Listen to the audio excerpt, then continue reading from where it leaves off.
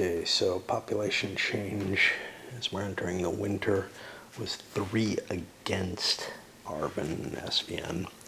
There was a big 2-point drop somewhere. Yeah, Kenhoa 2. I don't remember where the fuck that is. Fourth core. Yeah, down here. And I mean, it was just a really unlucky roll, you know.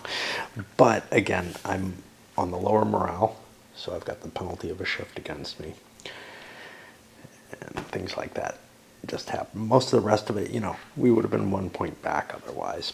And that probably was down here in Long On, or whatever the hell that was, Long Con, which was, that went down 1. Yeah, that went down a solid 1. In some ways, I'm not too terribly depressed with the population decline. It's just, damn, you know, because things have been cycling badly for me, in part because of those stupid regiments being on the board that should not have ever been able to be there.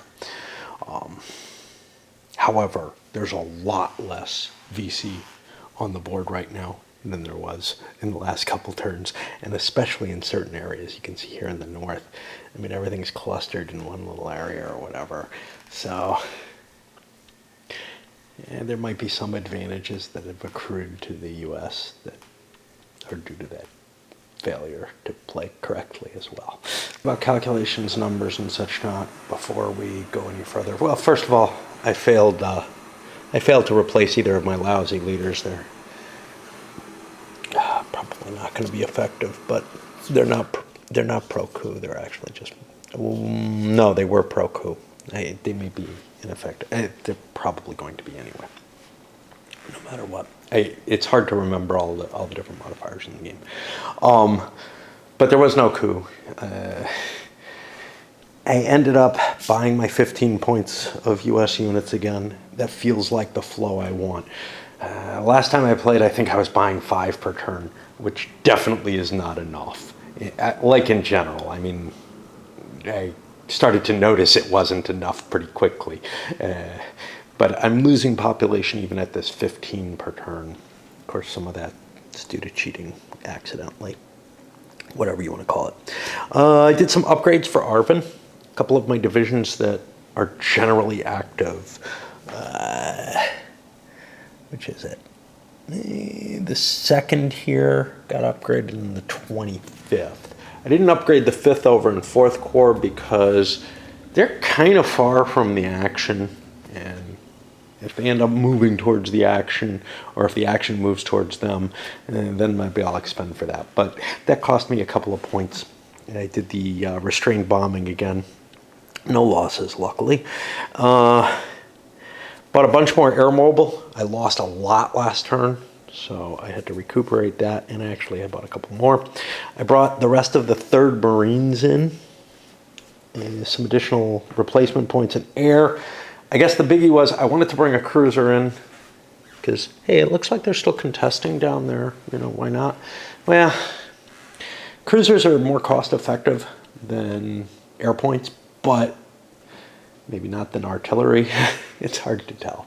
But I've got all my artillery that I can kind of afford. I still have the little guys left, but they're expensive because they require a helicopter, you know, an air mobile point to move, basically, and to move effectively, although maybe not so much pinning things against the coast. But and I do not buy the heavy ones because until I'm defending, you know, against serious North Vietnamese actions, I don't think that they're cost effective at all. They basically can only fight near the roads, and even then not very, they don't have any follow-up. They can't be air mobilized. So instead of the cruiser, what I had to do was I had to buy an economic aid package, because I only did the limited bombing. I maybe wanted to do the unlimited bombing, but I hate spending, you know, that hurts morale, man. So doing the limited bombing with the economic aid package, I managed to get the SVN morale up where I need it. Barely. I needed that extra point. And then for the VC, I did say that I could purchase all the battalions back, even the ones that I exchanged. So that was 29 battalions. 2 regiments got slapped on the board, the piles that I had created. You can build notional units to build up regiments where they don't appear to be or whatever. So that's kind of why I think I can build those units.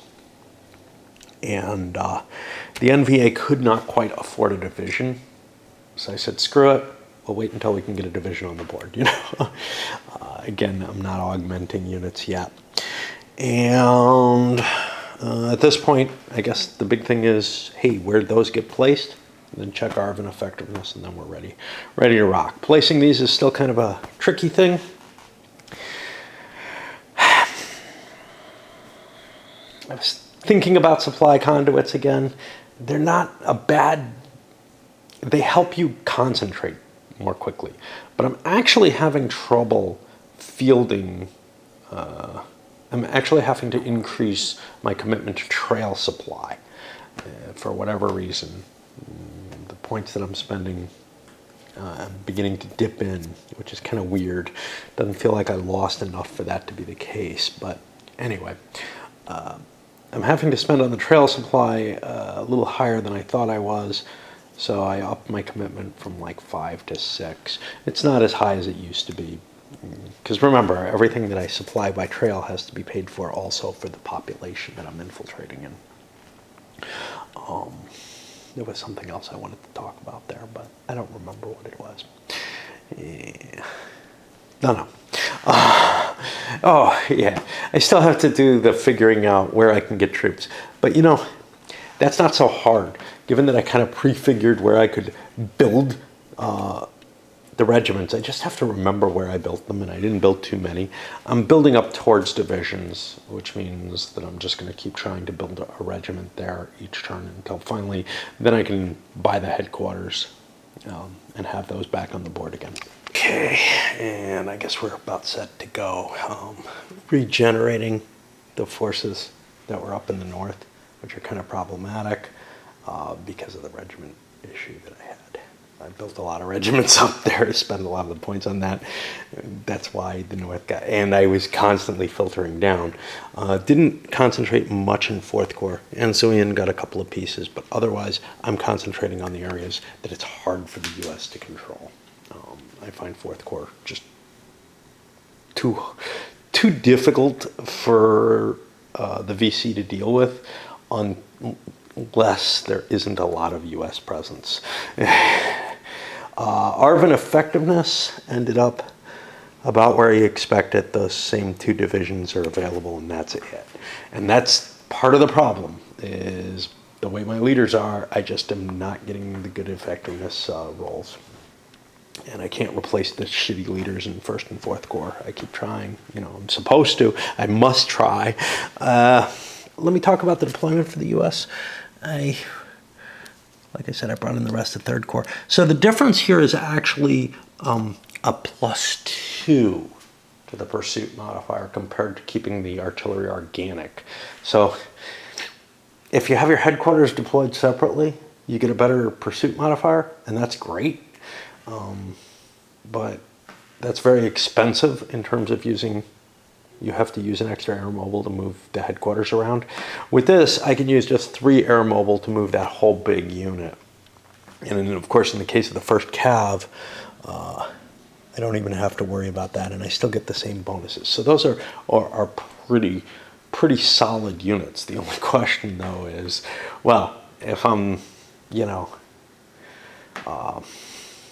if I'm so effective, if I end up effective in the rough terrain, well, maybe it makes more sense for the VC to start spreading out into cultivated areas where the U.S. isn't, they're certainly not less effective, they're more effective in there, but the point is, if there's less U.S. units, you know, they can't clear out all the cultivated terrain.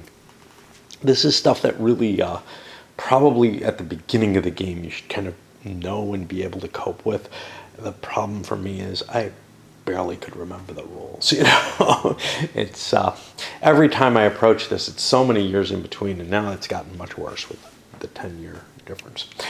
I've also lost some of my impetus to keep going in some ways, you know, the fuck up and everything. I was cranking along pretty well until that was pointed out. Like, and then other things in life too, but those are going to affect anything I play. We'll see how much longer I can cope with. It's a long game, and it's a tedious game. It really is. I enjoy it at moments, and then at other moments I'm like, oh, geez, I just don't want to play. I just don't want to go up and, you know, or I come up and I do 1 or 2 operations and then I go away. You know, it's very hard for me to want to play it for a long period of time in a sitting. As I begin to conduct some operations, yeah, I'm seeing the advantage of those heavy units.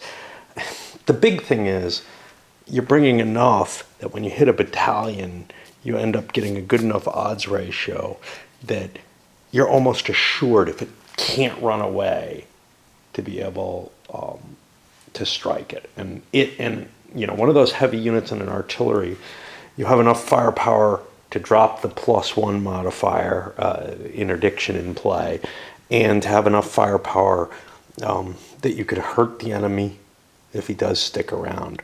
And it's just, you know, I'm looking at the options, and instead of ever standing and fighting in the bad terrain, which was a good possibility, and we saw these running battles happening from it, when you catch a VC battalion, instead it's just, screw it, man, I'm just disappearing and taking my replacements, because I don't want to take the losses, you know. I mean, why take them? It does not look good. The odds are just too ugly. If I can't get away, the hell with it, especially if there's some rangers that can be brought into play. So, yeah, while I can't hit as many units, it doesn't do me any good to hit units if I'm going to take huge quantities of losses. And the other thing is, it's really great to just disperse units. Dispersing units is nice because you don't take losses on your units. You don't take, as the U.S., you don't take losses on your units. You don't take air. You don't take air mobile losses, as long as you're not rolling on that combat chart. So the more you can force the VC to just withdraw, the better life is. Of course, that's up to the VC player to make that choice. They can choose to fight, and maybe those big heavy units, you know, if you're running up in here, you could be causing some U.S. casualties, but so what? You know, they're gonna very quickly be able to start topping out the chart, I think, between odds and the pursuit bonus that'll start accruing, especially if you've got air mobile. No, I'm burning through my air mobile, but I haven't taken any losses. It's always important to hit with such an overwhelming force that the VC don't even want to stand around. That's kind of how I see it. And if they do stand around, well, it ends up being, you know, an equally bad choice for them. U.S. operations are pretty much complete. I'm finding myself short on air mobile again. I had plenty of air. I actually did a couple of bombardments, which I don't generally like to do, but I had run out of good operation choices to make, and yeah, costs the VC some replacements is all it really does, because it's not a continual operation. You know, it's not a continuing operation, so you don't get to keep striking the same units. Which is kind of the advantage of having ground troops, is that you get to keep hitting and hitting and hitting, and you start accumulating your pursuit modifier, and it very quickly becomes obvious that the VC can't survive. The question is just, you know, do they want to run away to the trail or something like that? If they're close to the trail, they can do that, but otherwise there isn't a whole hell of a lot for them to do except be pursued. Which is why, in particular here, where the movement's fast, the riverines allow you to move through the swamps and everything very quickly. It makes it, yeah, not a good place for the VC to generally be. I don't know that I want to move any VC units around. I have a certain laissez-faire attitude towards, you know, dealing with the VC in this period in the game, where, I worry about them on the second turn of the season, but it's harder to really focus on what do I want to do. Although, if the U.S. is not taking their operation and I have the option to let things pass or not, maybe I want to move some things. In particular, here, there's troops pushing into that direction. Here, there's troops pushing in against me there. They're going to operate against me. Do I want to make it harder and just run away? Probably. These big formations are definitely working really well, but they eat up my air mobile transport so fast. Now, obviously, the first cav, not a big deal. They get their organic, and I'm really thinking I got to bring the 101st in, which is the other fully air mobilized unit. However,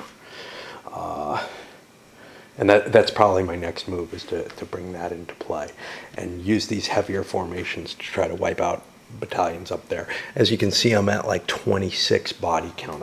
I'm getting close to that 30. I don't know if I'm gonna make it though. I'm just gonna be a little short. Another division in play? Yeah, sure.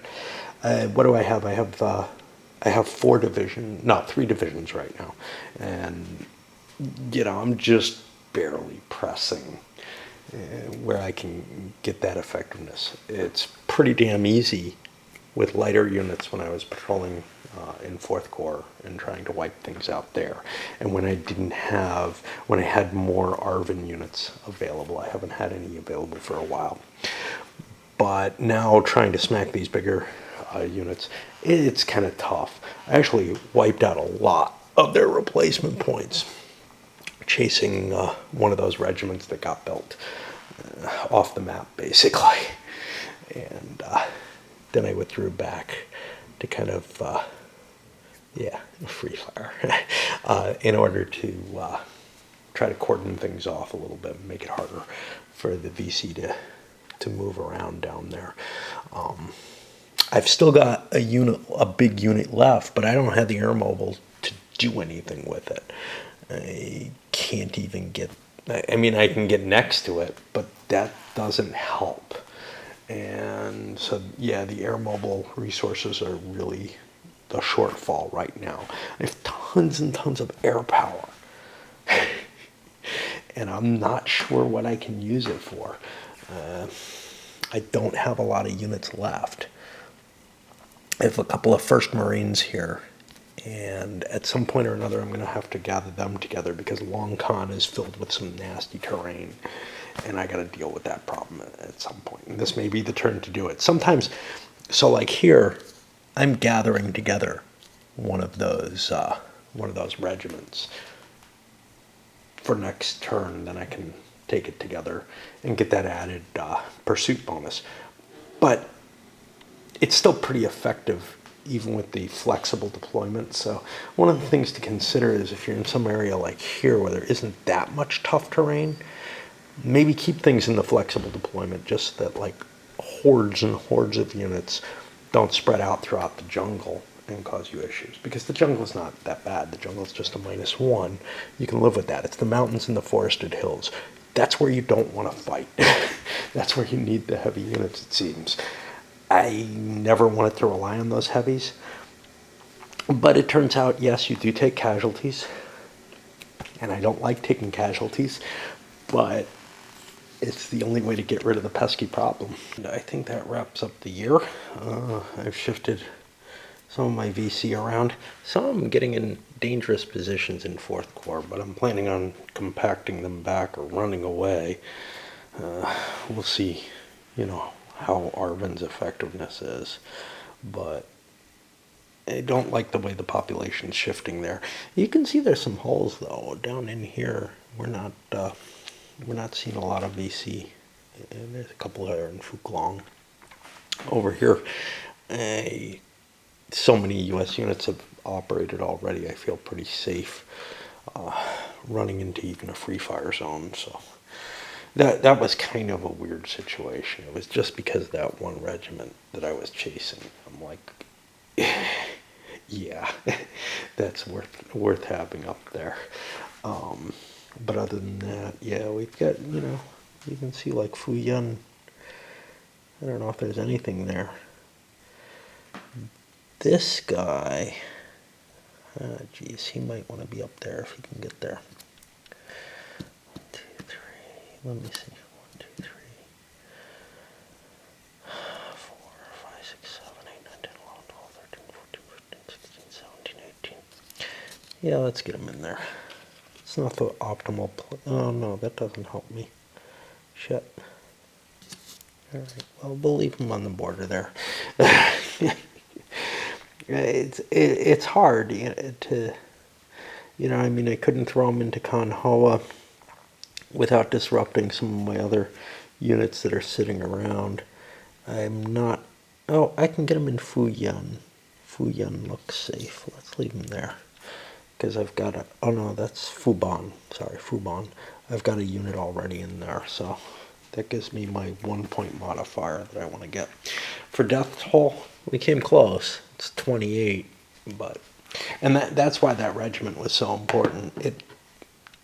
A lot of VC replacement points were spent saving that thing from dying, but had it died, that would have easily sent this over. And there was also some threat that I could actually get more than 1 morale off of it, although anything more than 1 is pretty unlikely at this stage, I think. It's gained 1 point of population, which puts them, Arvin, etc., up to 204, which isn't a particularly great place to be. On the other hand, it's not continuing to decrease, which is kind of nice. Even with the setup down in 4th Corps, which, the VC can run away on the first turn and go hide in the swamp or something before the U.S. gets to act. But that's kind of a risky move. When you do move, I'm going to have to do it, but when you do move initially, before the U.S. takes its operations, the U.S. can then push you, and it might be hard to find your way out of a fight, basically, because what happens is you end up retreating, and maybe you retreat along a road, and then you want to move again to get further away from the enemy, and you can no longer do that because you've already operated. The other thing that worries me from the VC point of view is I don't feel like I'm getting close to being ready for TET. TET's supposed to happen next year. I don't feel like I'm on a path to go there. Now, again, the screw-ups with the regiments, the extra cost I played, that may have had an impact on it. There's no question of that. But I also feel like I've been playing, I don't know, maybe a little bit more cautiously with the VC than I usually have. And also, the U.S. is being more effective. Their ability, they're concentrating their forces is more successful in the Highlands than I'm used to seeing. And I think I just always wrote it off as, hey, I want to be in the battalion level, and hey, I'm afraid to fight on, with a lot of troops. And yeah, there's a cost, but because of potential losses, and I ended up paying more losses. And we saw that early on, or earlier in the game, before, I was given a clue. And, that's the real thing, is I've played this so many times solo, and although I've played it against people who I thought would be competent, it's a tough game to get a grasp on, and I would think that I would be competent too. I think it's a game that requires more study and more consideration than I like to give to games usually, which of course doesn't make it any worse. It probably makes it a better game overall. I just would prefer playing the VC so that I don't have to do all that thought. And I wouldn't mind losing by playing non-optimally with the VC. But I would mind losing playing non-optimally with the US because I feel like the things that happen to the US just feel more painful. I don't think it's a matter of being aligned hey, I'm a US person, right? I think it's got more to do with the kind of thinking I have to put in it, and the things feel like they actually cost something.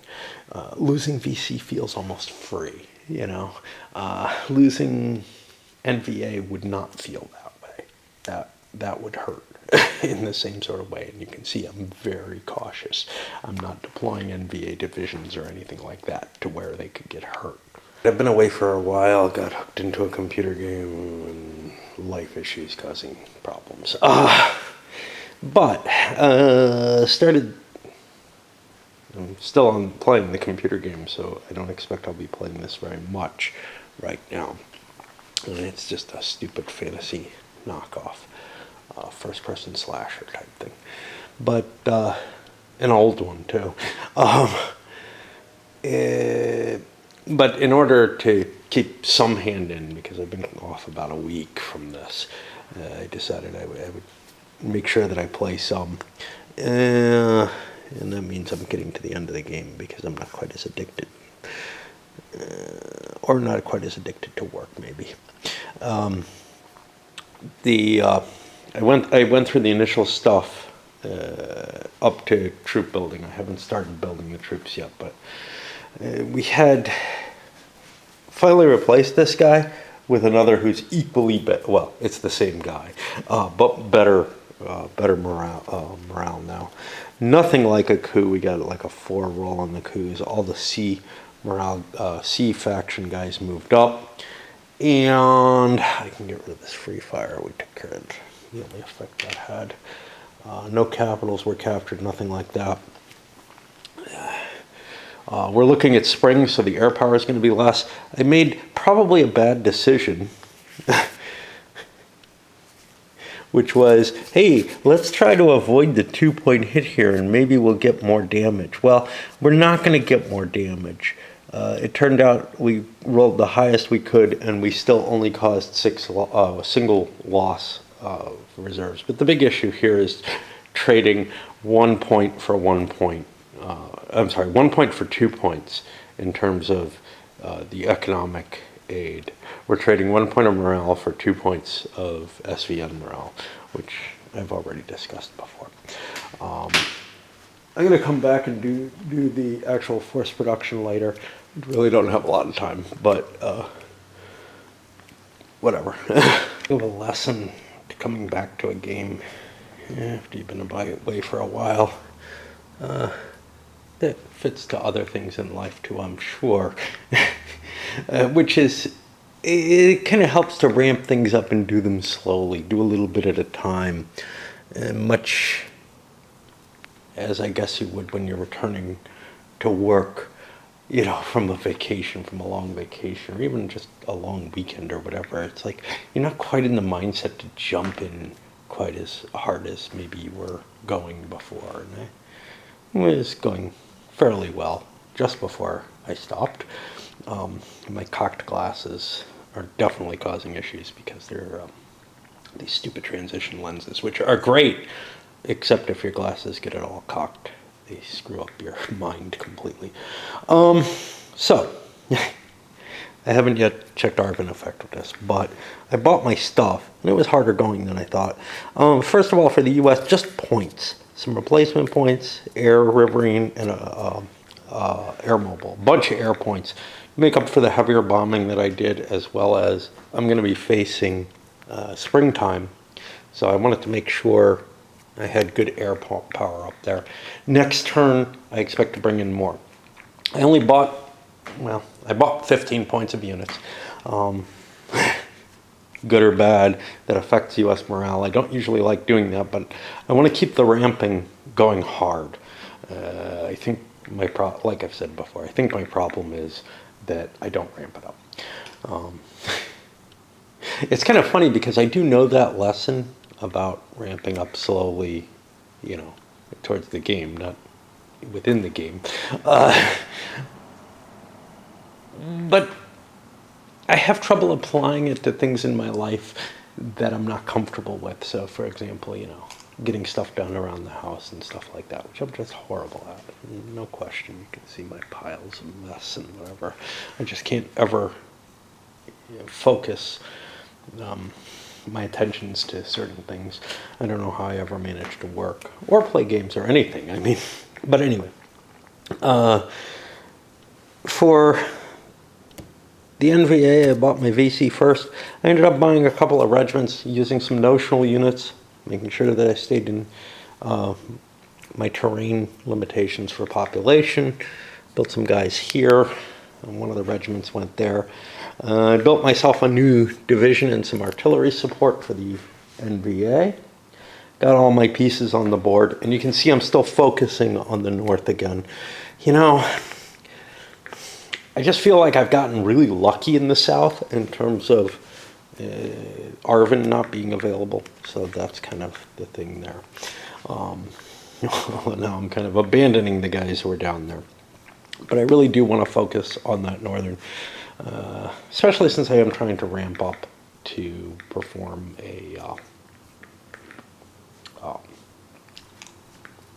an offensive. And that's going to jump me over to probably the infiltration phase. And I think I'm going to put some thought into that because I got to kind of plan if I'm going to do an offensive with what I'm going to, use. And I may not be doing it this year. I feel incredibly weak with the NVA VC combination right now, which is a strange feeling to be in. So first thing I wanted to discuss was with the building of units. This is the next day, taking it slow, right? The VC, I did not stack them the way I did the turn before, and this is kind of an error. At least insofar as my intention had been to try to build up more of these regimental and divisional forces in order to bring the offensive forward more quickly. It's much, much harder if you don't stack units to build them up, because then you have to not only build the unit, but you have to pay as well. The full cost is going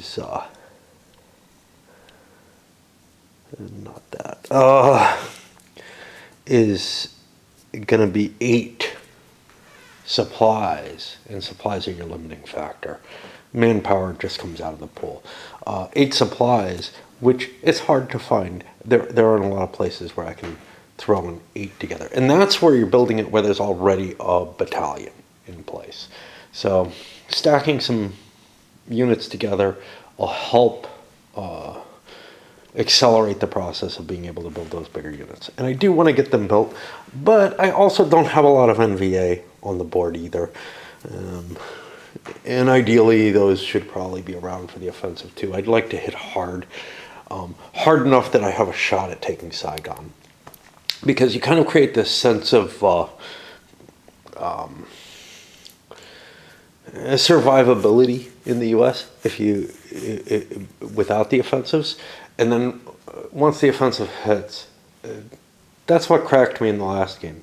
Saigon fell. I didn't have enough resources to defend Saigon in the end.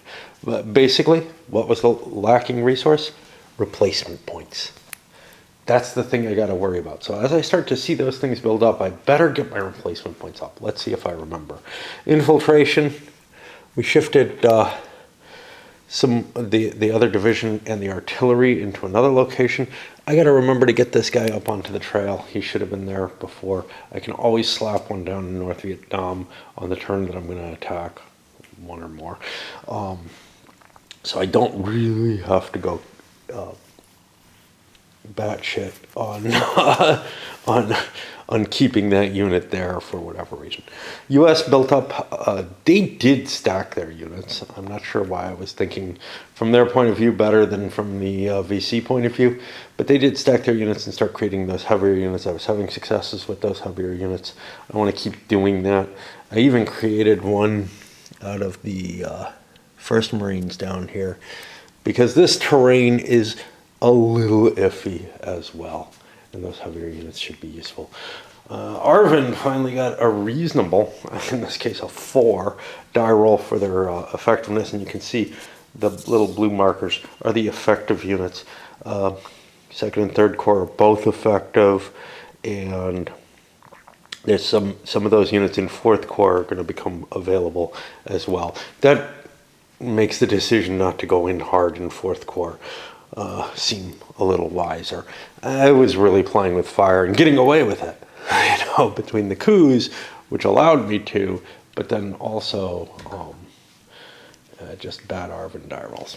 I'm having a really hard time getting up here and actually playing anything. I managed today to come up and move a piece, basically, conduct an operation up here, found a political section that disappeared. So, I mean, not completely unsuccessful, but now I'm looking at these big units, and now I remember why I hate them. If they don't have enough movement, and especially in this rough terrain, you look and you say, oh, I can get there, right? Well, no. 2, 3, 4, 5, 6 for the zone of control, 7, 8, 9. I couldn't even get there if it had 8 movement points, but they're actually a movement point lower, so they even have a hard time getting to things in the rough terrain. And to air mobilize that takes 3 air mobile points. So, yeah, I've got a lot of air mobile points now for at least by my stance, but that's not something I necessarily want to just look at and say, yeah, I'm going to make that attack. I'm all set up for it. I got artillery in place and everything. Yeah, but I'm not close enough. And that's the thing. The VC, especially since they don't have a whole lot of pieces, because they've been, well, whatever. I was going to say because I've been failing to build the regiments, but, they're kind of low on supply and everything. I'm having a tough time finding myself places where I can just launch the attack. I can launch an attack that I want to. Now, I can certainly find places down here in the jungle that I can launch them. But up there, I don't want to spend resources until I kind of define the turn out more than I have. And I don't know. Right, I'm winding down towards the end of the turn. Finally. I looked and the last video I uploaded, the last video that I made for this. Now, I've played a little bit since then, but was, like 2 weeks ago.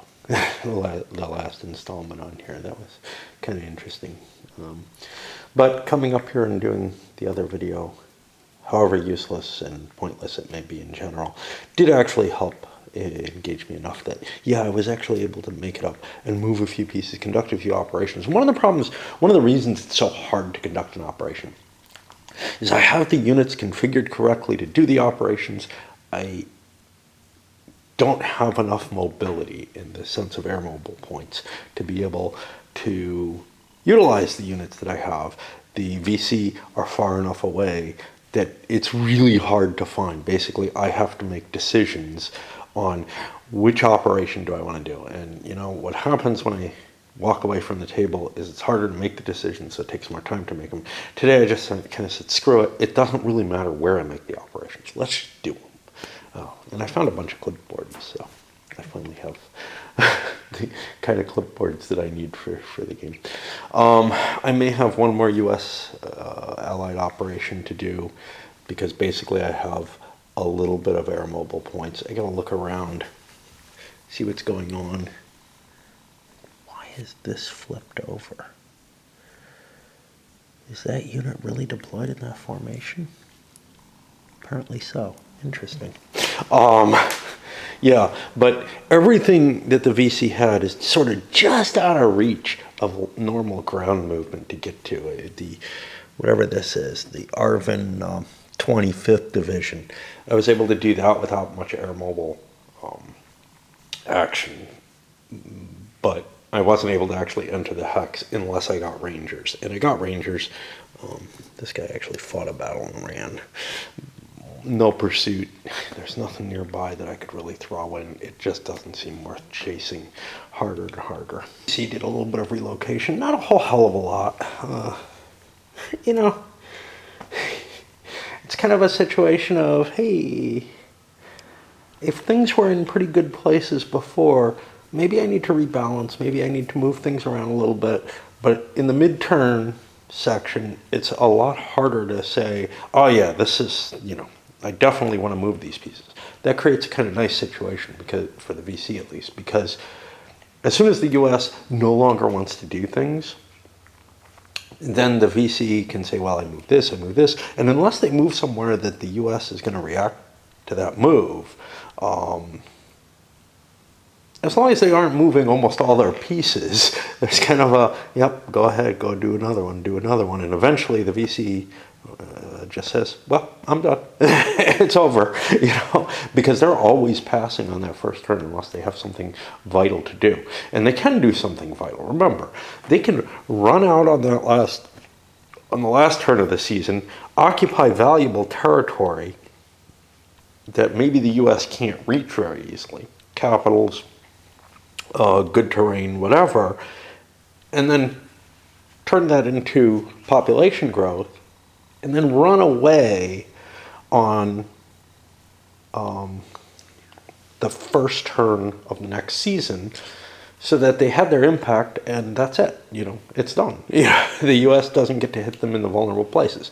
I haven't been doing much of that, and the reason for that is there is a slight vulnerability to making units ops complete early in a turn, in that the U.S. can then react against it, and it can cause some problems. And I feel like I'm doing something pretty good in terms of the population growth. However, I may need to do more of that. Maybe need to be a little bit more proactive with my VC units and put a few more at risk, simply because I don't feel like I'm getting the population decline, growth on my side, decline for the US, that I really want to be seeing in order to build up those big regiments, now that I know the rules on how they have to be built up. Okay, so I'm winding down spring of 67, and this has been, a turn that's taken me like a month to do, not because it's particularly complicated, just because of life, and I'm sure you've heard just on the video what my issues are, but it does put me in kind of a bind, which is I'm about to start. The U.S. is passing; they're basically done. Maybe I have one more action or something I want to do. Maybe I want to air mobilize this artillery and move it out, or I got one more operation. But I'm facing, gosh, I have to figure out what the hell to do with the VC. The plan this turn was to try to consolidate them, try to build up these regimental units correctly this time into divisions and stuff, so that I can actually launch an offensive. Now, obviously, I've got my NVA stuff to do that, but I want to have some VC support in place. The VC is actually getting pretty badly hammered at this point. You can see 4th Corps, I managed to clear it completely. I can never remember where the border is, but yeah, it comes to maybe not completely. Trying to remember what. Oh no, 4th Corps border's here. Yeah, that's completely cleared. There are no VC there. 2nd and 3rd Corps are kind of heavily populated, but even 1st Corps, I got Tuatien and what is this, Quang Tri or something like that. I've got those clear. The U.S. is actually doing a pretty damn good job right now. Yes, I've been, the cheating has probably pushed in their favor a little bit, but inadvertent and everything. But yeah, I do have enough resources. I probably do want to launch one more operation, because I have a bunch of air mobile units. I don't think I'm quite up for looking for that one last operation tonight. We'll see, maybe a little later. A little bit more movement of the free world forces, but not a whole hell of a lot. But I did eliminate at least one more unit. Got this numbering up to 29, just short of what I need. But that's a pretty successful turn for the US-controlled forces. And they have really cleared large sections of Vietnam, especially 4th Corps down there. There's still a heavy concentration over here. You can see I'm stacking units, preparing to build some larger forces, larger units, and try to keep the VC in the game, trying to prep, trying to get ready for that offensive. But, I don't have a lot of NVA units on the board. I don't have a lot of VC on the board.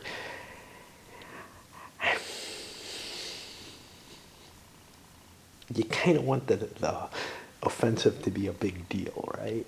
Really smack the Allies hard and drop that morale as hard as you can. I kind of feel like there's sort of, assuming the game goes the full length, 2 or 3 offensives in the game. And if you do an offensive early, before you build up fully, you're not going to have the same level of damage that you just do in terms of just sheer casualties. On the other hand, maybe the U.S. isn't really ready for it, and maybe you'll eliminate some U.S. units or free world allies and just boom, knock a heavier morale hit than you would get just from causing the attacks. So there's a little bit of feeling there as to which way I want to go. I'm not sure of the answer. Sort of a gap here at Fujian, but otherwise this is the big concentration, and I'm having trouble breaking out of this area down here, especially the Long Khan, Bin Thuan. Forces that are kind of cordoning it, they aren't really able to get a grasp on the VC, but I just don't have the U.S. forces there. The U.S. forces have been concentrating elsewhere. They have things they can do elsewhere.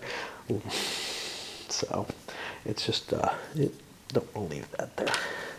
I mean, I could, but it would be pointless, actually. It's better, if I do want to keep that patrol going, it's better to do it at the beginning of the next turn. So yeah, I feel like I'm on the verge of getting back into the swing of this, Yeah, I know this has been a painfully long turn, and now it's time to do the interface into the summer. More air power, more air mobile power, and I'm still finding that air mobile is somewhat the limitation. They're, especially with the Arvin available, because they got a good roll this turn. There were a lot of pieces that didn't get to do much, but maybe I'm also in about a position to start thinking about bringing another division in. I still think I want to get resources, maybe some more Arvin pieces if I think I've got some, I got some armor left that I can buy and free up some of my garrison units that are suboptimal. I mean, I've got things like armor sitting in garrison, not there, but I mean, there I do, but those are kind of hard to free up. But yeah, if I can get some of those lighter Arvin units to cover some of the weaker capitals. So far the VC's not challenging that. Of course, if there's an offensive, they sure the hell will. Another thought in mind about the offensives is if the free world allies are, including the US, are turning the population in their favor too much, we almost have to throw that offensive and give the shock to the system. The hits there, taking capitals and all that, that'll swing the population, and that'll be a big deal. Okay, so I did the population control sheet, and you can see, I mean, I never know whether or not to show these spreadsheet type things because they're so uninteresting, but you could freeze frame and kind of see what's going on. But looking on here, really the facet and as kind of a checkpoint as to where we are. There's basically a hole there that's VC controlled. There's a fair amount of VC power where you'd expect it, where some of those pieces are, but not all of the places. Like Long Khan there is actually, not Long Khan. That Twin Duke? No, that's Long Khan. Yeah, Long Khan is actually, fairly still pro-Arvin. Fourth Corps, it's recovering, clear everything out it should, but not at that great a level. What we've seen is a situation that looked very positive for the U.S. ended up with one extra population on the chart. We went from 204 up to 205. And I like to pause at this because it's a fairly heavy activity to roll all those up and do them. This is the situation summer of '67. And a lot went on. Not too surprising, and the calculations more difficult because I'm not as used to the game as I had been, but also, it's at that complex point where a lot of shit's happening, and it was really painful to get the VC numbers right. Because you kind of have to balance imaginary units and stuff like that as you're building those regiments. One thing that I noticed was, Tet's in 68. And if I'm right, that should be near the winter. So there's something, maybe I'm wrong, but I thought I was. But I'm confusing it with the other offensive, maybe. But anyway, we're actually maybe on a good path towards making a Tet offensive. I am actually getting a fair amount of VC back on the board. Now, I didn't build all my units. If you look in there, you can see some of them didn't get created at all. Largely because I'm not allocating enough supply, because the U.S. has increased its bombing in the north. Last turn it did 20, it's keeping that up. That 20 was because, well, the air power gets reduced. Well, we're also built up to like 69 air power, which is pretty decent. The fact that 4th Corps is pretty empty and that coastal supplies aren't coming in means no real buildups on the coast. Not that the coast is a terribly good place for the VC to be anyway, which is part of the problem. Means that I have no real desire for more Navy. I had 4th Corps completely cleared. You can see a couple of pieces showed up down there in kind of obnoxious places that are hard for me to get to, so I'm going to have to work a little harder to get them. And let's see what else. I brought in my other air mobile unit, which is the 101st. The 82nd Airborne is not air mobile. And that's kind of my compromise. I feel like I need another U.S. division to start cleaning up in this area. Well, that's the one I chose. It's definitely the best of the remaining choices. I got the 23rd Division with its heavier artillery points, which is kind of a good deal too, but that's sort of the last of the divisions that I actually want to bring in. I'm only going to want to bring more in if I feel like I have to. That got my commitment high enough that I got my free New Zealanders. They're kind of pinned under here. And Philippine? I don't know who it is. This CAG unit, which is really crappy. It has a -2 pursuit modifier, but it can garrison somewhere. And I probably bought too many garrisons. I bought 6 more of those armored battalions. I want to cover all my capitals, and you know what? If I need to, I can cover some of the non-capital towns too, because we're getting close to where an offensive might happen. So I got to think about that kind of stuff and prep for it. And in addition to that, I bought myself some extra replacements on both of those. A little bit more air mobile, flesh things out. Certainly don't need riverines. 4th Corps looks like it's pretty well covered. For the VC, they bought 4 regimental units that they were set up to build up. I thought I might not be able to do it because I didn't have a lot of supply pool left, and I have even less now. And I picked up a headquarters for one of those. And then, I don't know, it's like 30 battalions it ended up being. Whatever. I'm actually getting to the point where this is getting kind of scary. I'm up to 275 in draft level, and 290 is where I think I have to start paying more. I don't remember. It may not be double, it may be quadruple, but I think it's double is where you start having to pay, double or something like that. I'll look it up next turn. Arvin's effectiveness was really crappy. I got a horrible 6 for my die roll, and that pretty much knocked them all out, and I forgot to pay my 2 morale for having that asshole in charge, who's very popular among his commanders. But You can see some of the VC decided to enter on the trail, mainly because I can't put pieces down in fourth core. You know, it's one thing to have them on the swamps a little bit. I mean, I could have gotten a couple more pieces. One of the things is because I'm limited to only getting the trail supply that I programmed in, and I don't have any supply really kicking around in quantity.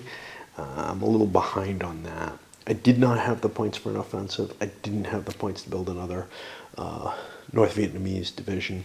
So I'm holding. I didn't spend all the points that I have. And I guess we're about ready to kick into this one. So pretty much done with the first turn of the summer season. I might find one or two more things to do. We brought in, like I said, the 101st Airborne. Where did they sneak in? I think they're this section down here, yeah. And they cleared out this Binh Thuan region, but you can see they're putting pressure on where there are a lot of VC down there. I'm not sure why there are so many. I've shifted the VC out around to try to cover some of the areas that they're not really operating in very well.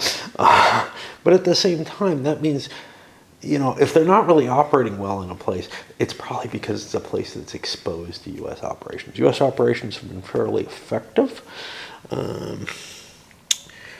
We have only 15 battalion-sized units, but we have the additional 3 points for a regimental unit that got destroyed. That took a little bit of effort to do, but, you know, calling in reserves and stuff like that.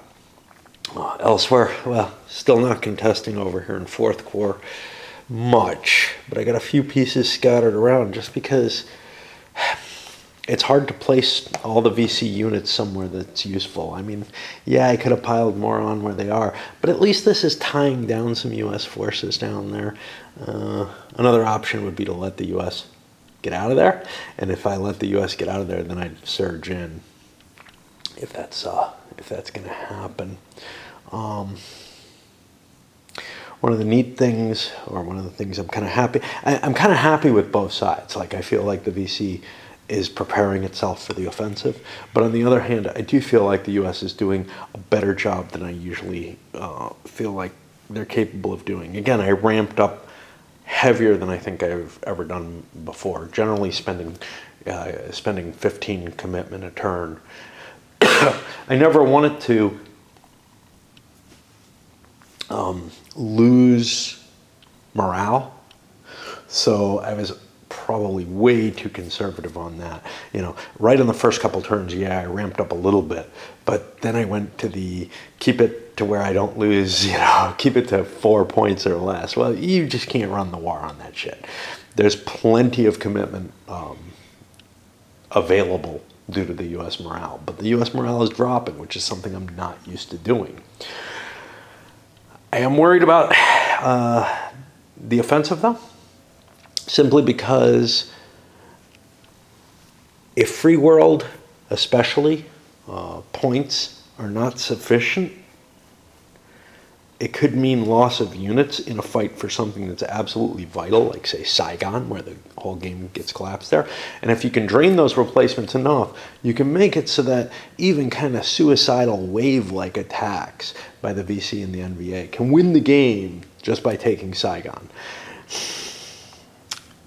Those kind of weak spots are really hard for me to cope with. Anyway, I think we're at the end of summer. I just wanted to show you kind of, you know, I think the best way to see how much movement and what's happened is with the little ops complete markers. Those are what kind of tell you what happened over the course of the turn. You can see very little over here, a fair amount in here, a fair amount in here, with the VC kind of sliding down into those areas that are not well represented. And some of those aren't well defended by the U.S. either. I mean, if you look at Binh Dinh, there's no U.S. presence there, but I'm moving into it and through it because that's just where forces had to go, and I wonder what that was. A touch base here, second turn, summer of '67, and yeah. Back to my ways. Depression, the cold up here, you know, in the main part of the house, all kind of keeps me from wanting to leave my room. And then outside of that, I'm in this kind of,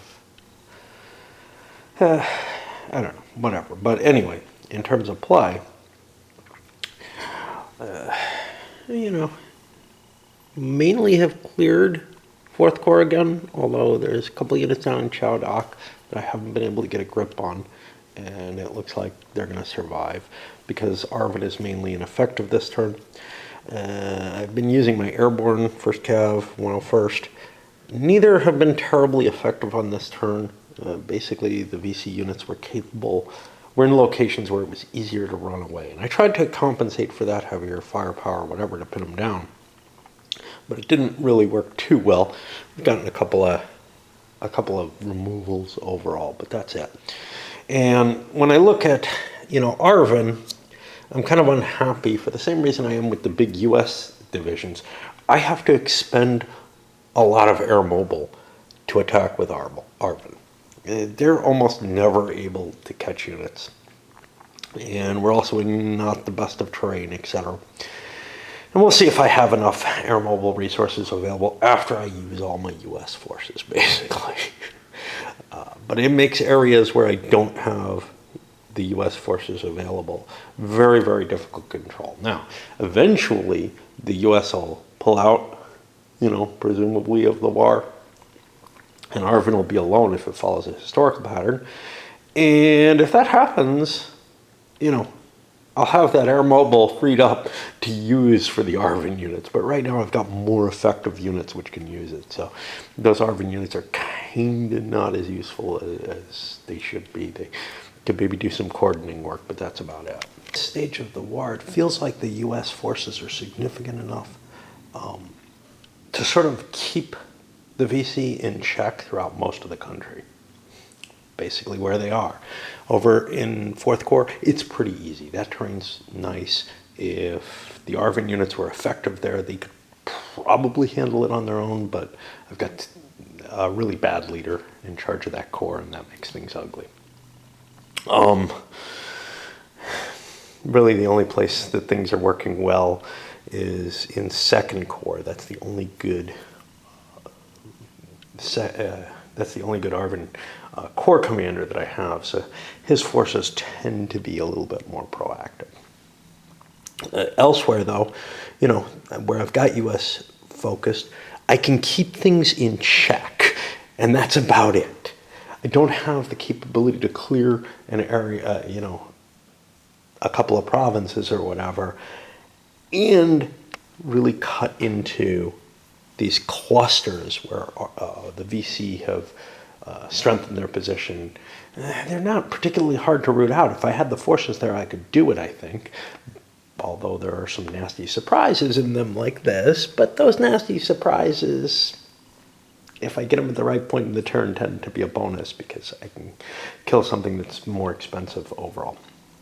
But it's like there's sort of a stasis, and there's a danger that those provinces where the VC are holding on to are kind of making up for all the provinces that have largely cleared the VC out of in terms of the grand strategic thing. Obviously, I could go on forever like this, and not be spending 15 commitment a turn to get my force, to maintain this level of force. So the big monkey wrench is the NVA and the offensive, as it should be. So, because the U.S. was, in their own mind, and overall, winning the war, largely, until the offensives. And the offensives were horrible military disasters for the NVA especially, but, for the whole NLF cause. However, they had political effects that are also represented in the game. Okay, so this is kind of shows the actions throughout the turn. Mainly, what I'm most interested in pointing out right now is the VC movement. You got them piling up to create a couple more of their brigades, regiments.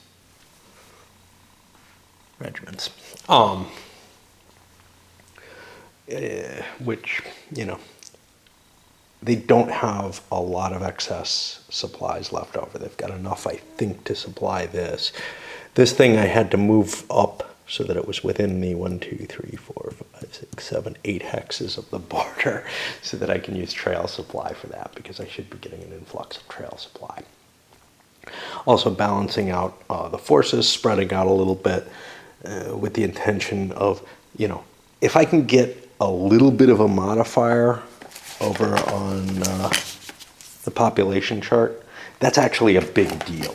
It's when there's no modifiers whatsoever, if I don't have a couple of units in a region, that it might start progressing towards the U.S. faction. The U.S. didn't manage to kill, well, they got their 30, but they didn't get the second level there. So 25, 28, 29, 30, they're like 3 units short. The VC were actually in a position where they were vulnerable to a security operation. That's the first time, I think, in this game that I've had a security operation. I had to gather up artillery along the road and everything in order to conduct it, and it didn't do much. It hurt the U.S. A replacement point is basically the end result of that whole operation. The reason that there haven't been many security operations isn't because they're ineffectual. They're ineffectual right now because I had used up all my air power on one last action and really didn't have many pieces left that I could conduct to it. It was just a stray unit that had ended up ops complete after a U.S. operation on the road. But what usually happens is, in other plays that I've done of this, I use the VC to try to clutter up the road and everything. And the security operation just will wipe out anything that's on the roads. So if you can start a turn in a position to do a big security operation, the VC don't want to be on the roads for that. So in general, I try to stay off the roads. The roads are my scary point. If I'm on a road, I try to get off it as fast as possible. And that's why you sometimes see units ops complete on the VC pieces midway through the turn or whatever. I think we're pretty much done. And that'll be putting us into the fall of 67. And